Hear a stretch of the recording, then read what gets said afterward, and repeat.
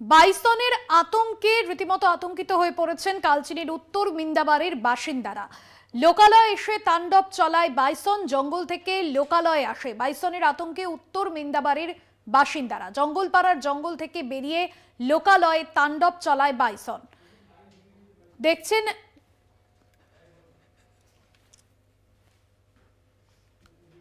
ফসলও নষ্ট হচ্ছে বাইসনের তাণ্ডবে। সৌম্যজিৎ রয়েছেন আমাদের প্রতিনিধি। সৌম্যজিৎ, কি জানা যাচ্ছে?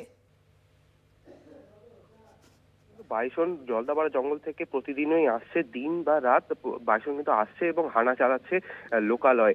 এর ফলে যেটা সুপারি চাষ করছে এলাকাবাসী সেটাও কিন্তু নষ্ট হচ্ছে, পাশাপাশি গবাদি পশুদেরও কিন্তু মেরে চলে যাচ্ছে বাইসন।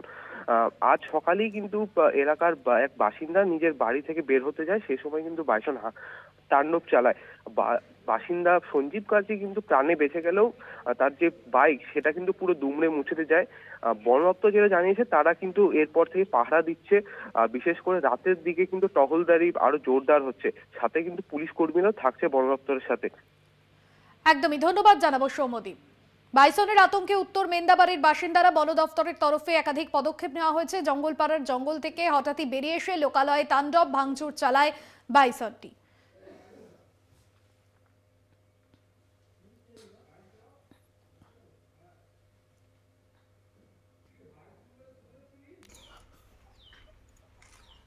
কি ঘটনা হয়েছে? ঘটনাটা খুব সাংঘাতিক বিষয়ই বলা যায়।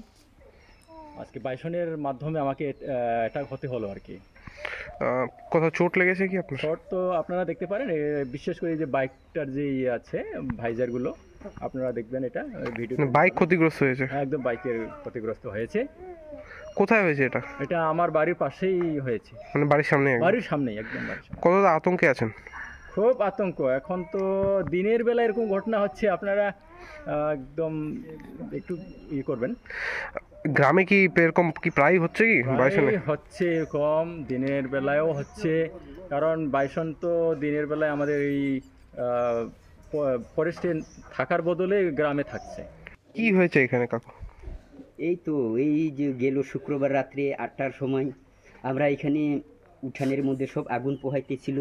তখন 8টার সময় এসে আমরা পশুপালনের জন্য শুয়োর টুয়োর পুষি, ওইটা শুয়োরটা বাইসন মেরে চলে গেছে। কিন্তু রশি চিরে ভালো রশি চিরে পালাই গেছে, কিন্তু শুয়োরটা মারা যায় নাই, আদা মরা হয়ে আছে। কোথায় আছে? বাড়িতে কি? হ্যাঁ, এখন বাড়িতেই আছে, কিন্তু এখনো ধরতে পারি নাই, আতঙ্ক হয়ে